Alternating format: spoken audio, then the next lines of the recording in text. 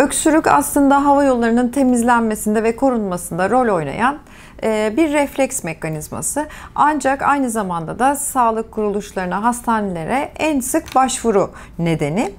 Öksürüğe neden olabilecek birçok hastalık olduğundan öksürüğün süresi tanıya gitme yolunda yardımcı olarak kullanılmakta ve en çok rastladığımız, en sıkıntı yaşadığımız öksürükler subakut veya kronik dediğimiz 3 haftadan daha uzun süren öksürükler.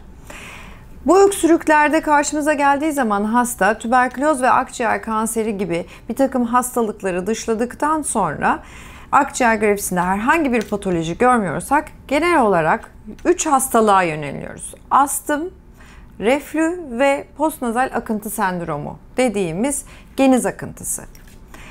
Hastaların yaklaşık %90'ını bu 3 hastalık kapsıyor aslında.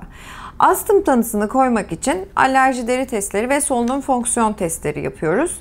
Reflü tanısını koymada ya tedaviden tanıya gitme yöntemini ya da gastroenterolojiden destek alıyoruz.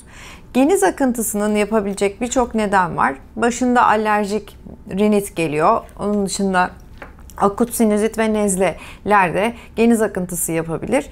Bu durumda da hastaya yine alerji deri testi yapıp tedavisini planlıyoruz. Obezite, ileri yaş ve sigara kullanımıyla reflü artar ve reflü artımıyla beraber öksürüğün sıklığı da artar. Kısaca öksürüğün nedenleri bunlar.